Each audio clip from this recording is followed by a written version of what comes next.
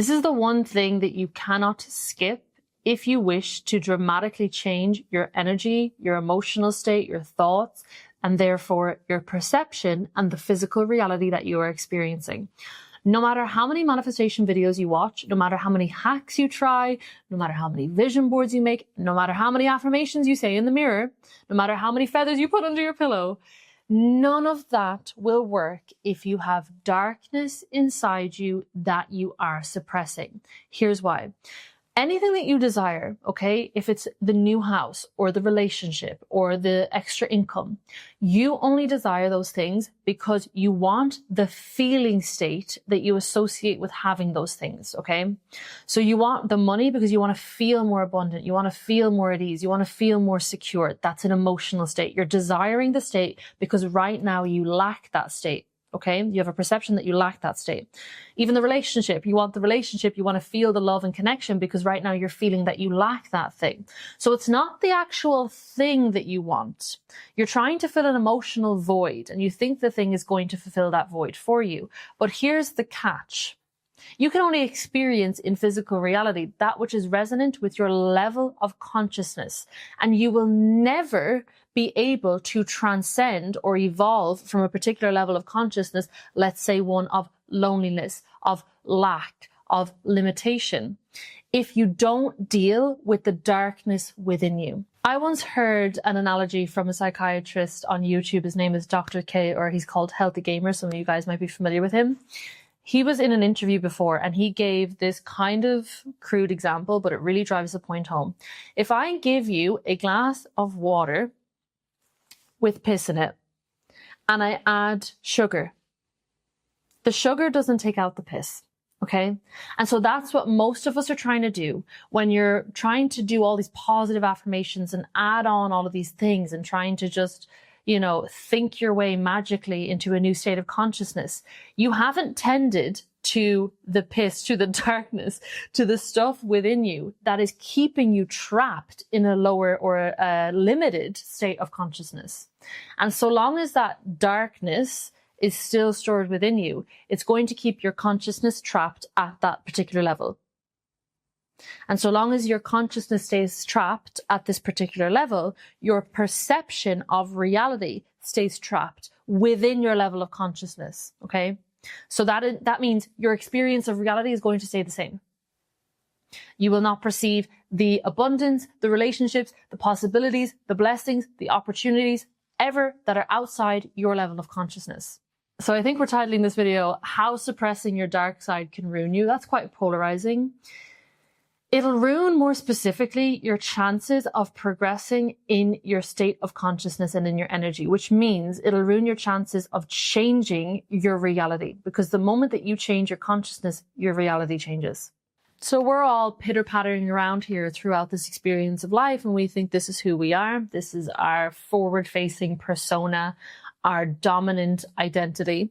And we just think that's who we are. But no, we're driven actually in large part by our unconscious, by our shadow self, or by our dark side, as we're calling it today. What is this dark side? Let's just name it straight away. The dark side is basically all the parts of you that you have accumulated throughout your life experience, that you have stored within you. They're typically parts of you that were created in moments of distress.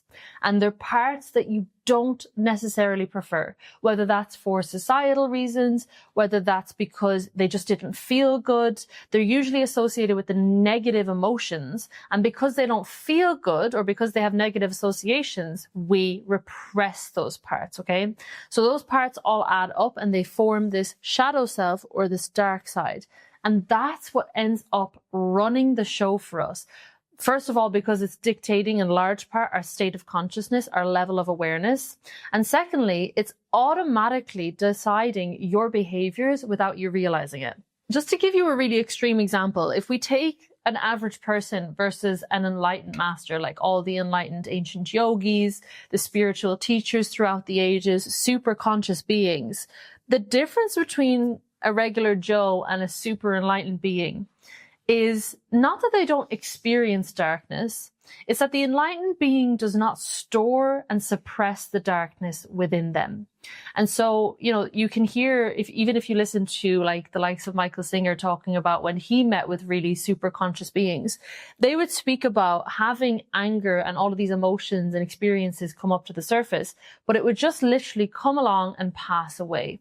They wouldn't store it inside, they wouldn't make it part of their identity, and they wouldn't create what we call emotional blocks or samskaras within them. So I want you guys to really start autopilot thinking. Any experience that you wish to have in physical reality first must be an experience in your consciousness. And if you're trapped at a level of consciousness where that experience is not possible, then you need to work on your state and your level of consciousness first. Then the experience will happen automatically. And if we think about the effect of storing darkness within us, if we compare a normal person to an enlightened being who has a super high state of consciousness, so let's say an enlightened being is operating at the highest level of consciousness up here that we can measure, or above 700, and the average human being is operating below 200, so in the lower ego-based states of consciousness, being things like anger, fear, grief, guilt, and shame being the lowest state of consciousness. And what's the difference between a person who's operating in a state of consciousness down here and a person who's operating in a really high state of consciousness is the person down in a lower state has a lot of stuff stored within them. They've got a lot of illusion, they've got a lot of trauma, they've got a lot of past experiences. That stuff is clogging up all of their energy, and essentially they don't have the capacity energetically to receive divine energy from source. And so really the difference between a regular person who's in a lower state of consciousness, who's feeling limited and is bound by fear and has a very limited perception, and someone who's in love and who's open and is just experiencing miracles and blessings, is the person in the higher state of consciousness is able to receive more of that divine life force energy from source because they have cleared their system. They have the capacity to do it because they don't have all this darkness stored within them that's taking up all the space that divine creative energy could take up. And I reiterate, this is what you actually want. You don't know it, but this is what you actually want. You think it's a material thing, but that's just because your state of consciousness is telling you that, and it's what the thing represents. What you really want is to be free of the darkness that's keeping you small and trapped and limited and thinking that you are some powerless, fearful being, which is not the truth of who you are at all. So why have you suppressed all of this stuff? You're probably thinking, I didn't do that. When did I do that? I didn't do that. You do it automatically. Don't worry. It's not your fault. You do it automatically. And I'm going to walk you through some tangible examples of some shadow parts that are really common that I've seen in myself, I've seen in other people. It's a combination of both of those things so that you can get your head around how this actually works and how it looks so that you can start becoming aware of it in yourself. So let's start with a very common one that I see people who watch my content. People who watch my content, a lot of you guys want to be content creators as well. And a lot of you are wondering, how can I get over the fear of being seen? Why can't I just start? So let's start with that as an example. And so what this looks like is you probably have a protector part of your identity that prepares endlessly and that procrastinates pretty aggressively. So you may find yourself having so many things to do that seem like really valid things that are to ensure that you don't do the thing that's going to make you be seen. Okay. And so this protector part, the one that keeps preparing and getting ready and learning more and doing all these things that are not the actual thing and showing up online, if that's what you want to do. The protector's job is to make sure that the shadow part does not get revealed. That's its only job. And if you resonate with this, you might actually appreciate how good of a job your protector part has actually been doing. And so the shadow part that the protector part is protecting is the one with the fear. And this part of you, here's the key thing. This part of you is coming from somewhere, okay? So you want to directly dig into what this part of you is feeling and where it's come from. So for example, this part of you might be really scared specifically of criticism or of rejection, okay? And so there's a part of you that perhaps was rejected in the past, that was criticized in the past, that was hurt in the past, that was bullied in the past. And that part, that dark part, that shadow part that you've repressed is the reason why you have this block. It's ruining your chances of evolving beyond this current self and into the self that can create freely and actually live up to your full potential. Okay, so for the second example, we'll take a really common one, which is people pleasing. You might be spending your whole life trying to make other people happy, and it's at the sacrifice of yourself and your own energy, but you just can't seem to stop. The behavior of people pleasing, of sacrificing your own needs to try and meet other people's needs, it's not random. But if you don't address where it's coming from, it's going to keep perpetuating, essentially. So in the situation where you find yourself to be people pleasing, the people pleasing itself is actually a protector mechanism. And for ease, we can call the protector part of you the expressed part of your personality. And the shadow part is the repressed or suppressed part. So the protector part is actually the people pleaser. It's the part that wants to keep everyone happy, and it's protecting a shadow part of you that fears what will happen if you don't keep others happy. And again, this is coming from past experience. So this is a learned behavior that is now limiting you and keeping you trapped in a pattern. So the shadow part in this example could be the part that fears abandonment. Okay, because maybe as a child, unless you kept other people happy and you did a big song and dance, you were maybe neglected a little bit, or you weren't given a lot of attention. And so this is how these subtle things, or sometimes not so subtle things, that happen to us throughout our childhood and throughout our whole lives, compile into our psyche and our consciousness, fragmenting into these shadow and protector parts. So for this next example, we're going to go the opposite way, and we're going to go from the incident or the trauma or the stressful event and see how that manifests later in life in someone's patterns. So let's take the example of somebody who grew up in a really critical household, okay? Let's say this person had a very critical parent who just criticized everything they did. And one thing to know, when you're young, especially when you're very young, like under the age of 5, we don't have the capacity in our brains to take in the wider context of things. So if something is wrong, even if we're not getting enough eye contact, even if there's just tension around us, we have a tendency as children to internalize everything going on outside us and make it mean there must be something wrong with me. I must not be good enough. I must not be lovable enough. I must not be smart enough, because we can't take into account what's going on with the parent or in the dynamic in the household or the world at large. So we can only see ourselves, and then we just automatically think there must be something wrong with me. And this is actually an weirdly empowering stance to take as a child, because it puts you back in the driver's seat. If you think about it, when you're under the age of 5, when you're a child, you're relying on your parents. That's your sole means of survival. And if there's something wrong with them, your survival is threatened.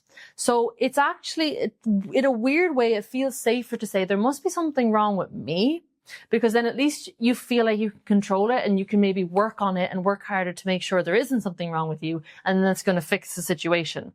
So it's a weird kind of mental dynamic that happens with us when we're children. So a lot of people are rocking around with this false belief or this shadow part that thinks there's something wrong with them just because of something that was internalized when they were young, because they didn't understand the wider context and the big picture. And so let's say this is what's happening in this example here. So the trauma or the event is you were criticized harshly. And what shadow part did that lead to? Let's say it led to a part of you that feels like there's just something wrong with me. Okay, I'm just not enough. Super common, like I said. Now let's look at the protector part that leads to, or the expressed part of your personality that leads to. One that's really, really common is the perfectionist. So if you were made to feel, or if you had a perception that made you feel like there was something wrong with you, oftentimes that leads to hyper-perfectionism, because what does being perfect mean? There's nothing wrong with you. You see, the issue with this, though, is it's impossible to be perfect. And the moment that you do slip up and make a mistake, or you get something wrong, or something's not absolutely perfect, because you haven't dealt with this part of you that so deeply fears being wrong, if you get something wrong, it's going to feel like the end of the world. You might end up crashing out for a week. You might end up sabotaging your whole business or your whole relationship just because of one little slip up. Why? Because you still have this part of you within you, and the protector is not 100% effective.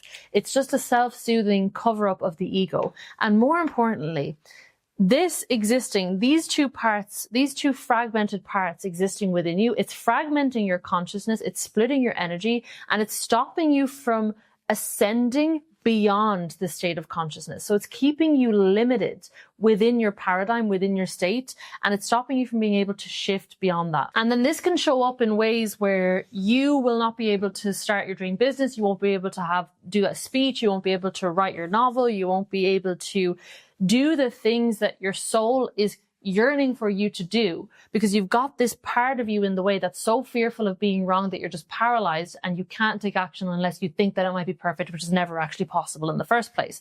And this is why your dark side ends up ruining you.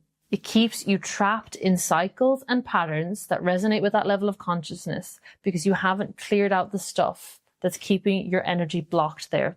So you've got this database of things that have happened in the past, and it's not even the things that have happened. It was your perception and your emotional experience and response to the events. That's what's been stored inside you, essentially as an unfinished energy pattern. And the more you run from these parts of you, the more you suppress them, the more shame they're going to cause, and the more they're going to control you. Carl Jung talks a lot about the shadow self. He was one of the first to actually start naming the shadow self in the unconscious part of the psyche. And he says that the less the shadow is embodied and brought to the surface, the blacker and denser it is. And then it influences your behavior completely beyond your control, completely unconsciously. There's a quote that I love. I don't know, was it Jung who said this, but I had written it down when I was prepping for this video. If you can't face what's within you, it will be projected outward. So you better just start facing it. Think of someone who has a really obvious insecurity to everyone else, right? And that insecurity gets triggered, but they can't face it. So they point the finger and they say, well, he's an idiot because he brought this up in me and he shouldn't have said that anyway, right? Projection outward, because it's too uncomfortable to look at it inside. We run away from it. We point outside us and we just project it outward. But you're still trapped in your shadow. That projection does not release the shadow, however. It keeps it stuck in there. Here's the thing. So now you're probably thinking, well, how can I stop suppressing my dark side? The opposite to repression is acceptance, is allowance. And here's the thing. The spiritual path is a path of purification. I'm going to keep saying that until you guys start to get it. One of the truest statements I've ever said. And I love this analogy. Basically, I want you to think of yourself. I don't have time to do each individual grain of soil in the glass. I want you to think of yourself as this glass of water. And you've been still, you've been stagnant in your level of consciousness for so long that you don't know that you've actually got all this darkness, all this soil at the bottom of your consciousness, deep down in your unconsciousness, right at the bottom of the glass. But when your consciousness starts shifting and you start opening up your awareness, you start moving your energy away from the stagnant energy that you've been in, it's like you've turned on a tap and there's water coming in and it's filling up and pouring out. And what happens? All the darkness starts coming to the surface to come out and be purified. And so this is actually a natural process. It's something that a lot of people are dealing with when they're on this kind of spiritual path or in a path of reconnecting to their truth and releasing all of these illusions and false identities. People always say to me, I'm feeling worse, right? They'll start a few weeks in, they feel amazing. And then a few weeks after that, they feel worse. And I always let them know, perfect, you're on the path. This is the path. It's a path of purification. So if your anger is coming up all of a sudden, perfect. It's coming up to be released, to be integrated and released. If your insecurities are coming up all of a sudden, amazing. It's coming up to be integrated and released. When I started on my path, you guys, I had the worst few months of my life, okay? So this is why, even if we look at the map of consciousness and we look at the gate between the, let's say, the more constricted levels of consciousness, which is most of society, and then the more expansive levels of consciousness, the emotion that graduates you from the constricted to the expansive levels of consciousness is courage. You need to have courage to face this stuff and walk this path. That's your ticket into the higher levels or the more expanded levels of consciousness, and therefore the more expanded experience of reality. And so just remember this. Naturally, this stuff actually wants to come up and come out. You just have to get out of the way. You just have to have the courage to stop resisting it and suppressing it. You have to have the courage to allow it and to face it. I'm going to give you some steps, but just remember this. As you go throughout life, as you're reconnecting to yourself and you're meditating or whatever it is you're doing, when stuff comes up, don't suppress it, don't fight it, don't resist it, don't project it, don't try to defend yourself. Just let it come up, try to relax and observe. Okay? That is the most straightforward way I can give you to start allowing the stuff to integrate and release. And remember, this is the path. You're not crazy. You're not going backwards. When I started doing this stuff, when I had those terrible few months when I started on my spiritual journey, I think I've mentioned this before, but it was right after I started on YouTube. I thought I had already ascended in my consciousness. I thought I was already it. I was still very much controlled by these unconscious parts of me. Obviously, I didn't know they were there. And when I started really stepping into my lane in life, all of that stuff came up to the surface to be released because it didn't resonate with where I was going. Okay. It had to be cleared out because it didn't resonate with the person I needed to become to keep evolving to do what I'm supposed to do. Okay. And so I spent about 2 or 3 months with my deepest insecurities coming up. I felt like I was 14 again, which I think when I was 14, that was probably the hardest year of my life in terms of how I was feeling emotionally. All of that was coming up. I just felt like I was 14 again. It was horrendous. My skin broke out. I felt insecure. I felt not good enough. I felt ugly. I felt all of it. And I had to let it all come up and come out. Why? Because it was still there. I never dealt with it. It was stuff I had suppressed. I'd pushed it away. And now that I was ascending and shifting, it was time for it to get cleared out. And when I really stopped resisting that stuff and I let it process and come out, it set me so free from so many patterns that I couldn't even see when that stuff was stored inside me. So there were so many little things like I had this, entitlement complex when I started on YouTube. I thought like, oh, I'm doing this because it's going to make me feel special and good enough and da-da-da-da. Because I still had these hurt parts of me within me, I had all of these ulterior motives around what I was creating. And so what I was creating was not that good because it was self-centered and it was coming from the wrong energy, okay? So when all of this stuff came out and started to get cleared out, it really liberated me to become the energy that I needed to become to create in a much more open and impactful way. Because I wasn't creating from my trauma. I was creating from my mission and my connection to you guys more than I was creating from my own trauma or trying to soothe something from the past. So that was just under 2 years ago. And since then, I've developed a framework for dealing with your dark side or these unconscious parts of you. Because if you're going throughout life, if you're on this journey, they're going to come up. And I want you to have tools to deal with them when they do come up. Step 1, observe. It sounded like I was singing. And name. You feel the emotion come up. You see some kind of dynamic playing out within you that you don't like, that doesn't feel good. You feel yourself getting defensive. You feel your energy shutting down. You feel yourself wanting to react or snap or cry or whatever it is. The first thing you do is you observe and you name what's coming up. Anger is coming up right now. Anxiety is coming up right now. Insecurity is coming up right now. Just observe and name. That stops the autopilot response of just getting sucked into the experience. The second step, and probably one of the most important steps, is to accept. Oh, accept it. You're like, I don't want to. It's not nice. I don't want to be associated with an insecurity. Well, if you don't accept it, it's going to keep controlling you. You have to accept it for it to release. So whatever it is, I don't care how ugly this part of you is. I don't care how much you don't want to be associated with it. Accept it, because what you resist persists. So I've had this before, you guys. I remember when I first started learning how to do shadow work, which, by the way, this is shadow work. We're doing it. So this was back when I still had a couple of marketing clients. My YouTube hadn't really taken off yet. And I had a call with someone, and I really had to set a boundary in that call. And I did set the boundary in the call. But after the call, I felt really tense. Like I felt really, really off. I was like, it felt like a part of me was screaming. Like I just was like, oh my God, if I'm going to pull my hair out, I don't know what's wrong with me.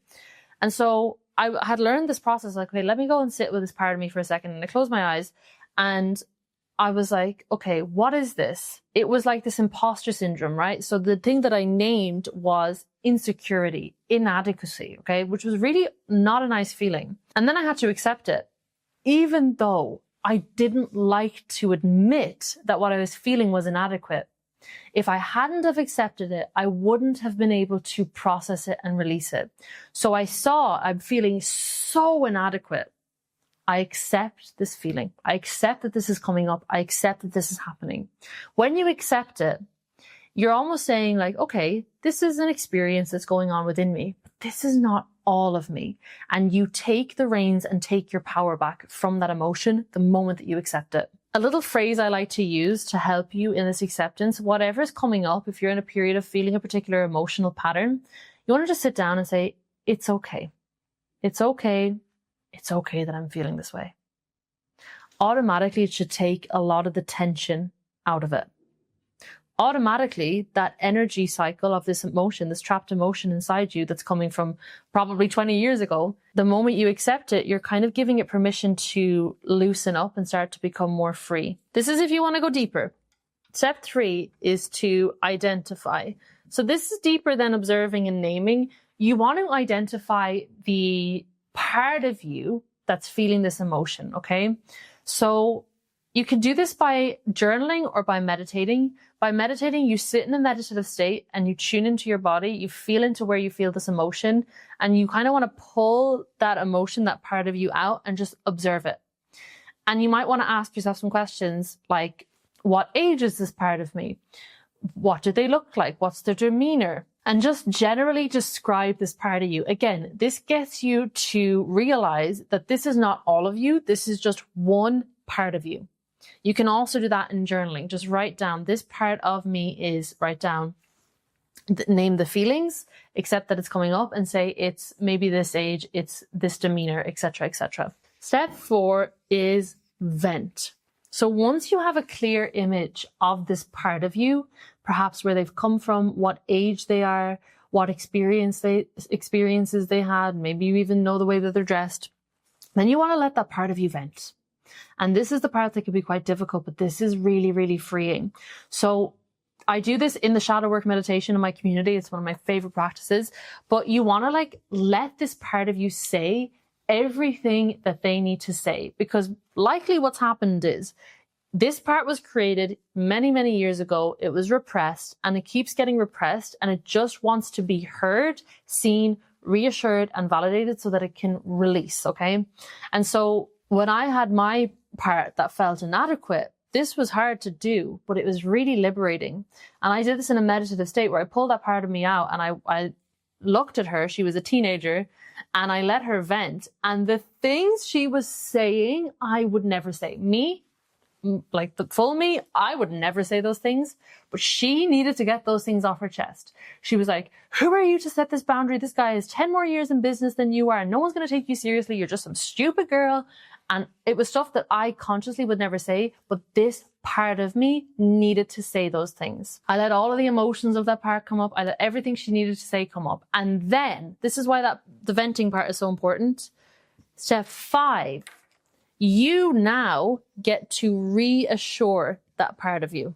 If you didn't let that part of you vent fully, you wouldn't know how to reassure them, okay? So your only attitude as like the observer here is to just compassionately observe without judgment. No matter what this part of you needs to say, you let them say it. And then you come in and you reassure them. So if you don't stand there in the compassionate observer, then you're not going to be able to fully understand this part of you. And if you don't understand them, you won't be able to reassure them. And then you definitely won't be able to integrate and release it. So an example of what you could say to this part to reassure them is, I hear you, I love you, I'm here for you, I understand you, I'm never leaving you alone again, I'm so sorry I haven't listened to you for this long. And then you can say, you don't need to worry about this anymore because, and give them all the reasons why it's safe for them to let go of this emotion, this fear, this hurt, this block. You could say the past is not the present and it's definitely not the future.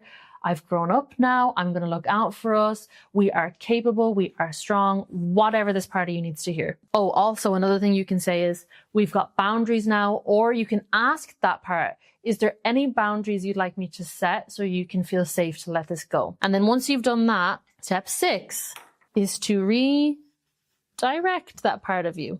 So in this situation for reassure, I had to reassure the part of me that was feeling inadequate that I was no longer, a teenager, that I now had all of this experience. I had to remind her, because she hadn't realized all the things that I had accomplished, all the things that I was now capable of.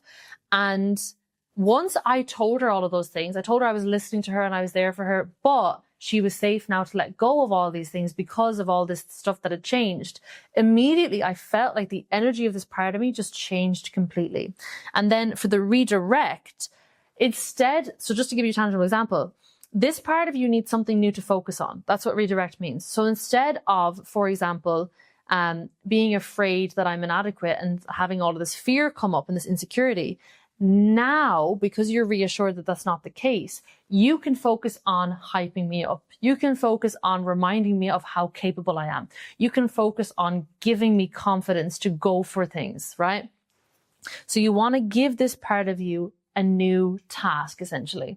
What you're doing through all of this is you're allowing the energy cycle of this blocked experience where this part of you was created, you're allowing that to complete. And then you're giving this part of you something else to focus on so that it can integrate and process fully. And you're doing that by actually meeting. So this is like an entity. It's like really a living, breathing part of you. You're meeting the emotional needs of that part of you that were not met in the past. This is going to set you so free if you actually start doing this and paying attention to the inner dynamics that are going on within you. You are going to become so free of all these old, unconscious parts of you that are holding you back without you even realizing it. And the more you release these unconscious parts, this darkness within you, the more your consciousness can expand because it's freed from these blocks, the more your perception expands, and then the more what you experience as reality can expand as a byproduct. This seems like something that's really scary and difficult to do, but when you do this, you're going to realize there's really nothing to fear. Like almost every single time that I've had a client work with the shadow part, or I've worked with the shadow part, when it's in the dark, it looks like this big, scary monster, like that visual we had at the start of the video. It looks like this big, like, demon, and you're like, oh, I can't even look at that because it's like this really scary emotion because it's tied to this really scary experience that happened in the past. But more often than not, it's just a part of you that needs to feel safe. And usually they feel safe immediately when you remind them that the past event is over and that they are safe right now and everything has changed. Your circumstances have changed. You have changed. Your boundaries have changed. Usually that alone is enough to make this part of you that's still living in the past realize that the past is over and they are actually safe. That's usually always what it boils down to. And so when you go into the dark and you finally meet this part of you, you think it's going to be this big scary thing. It's actually like this just little scared little hamster shaking in the corner, and it just needs some love and reassurance. I don't want you to keep writing these vision boards and affirmations only to keep staying in the same patterns because you have these parts of you that are keeping your consciousness trapped at a certain level. If you've been trying all the hacks and they're not working and you haven't tried this, this is probably the missing piece, and you don't know how powerful you will be when you start releasing these parts of you that are not even really you. Remember me saying that courage is the ticket to your higher level of consciousness. So have some courage, have some honesty, and it will set you free.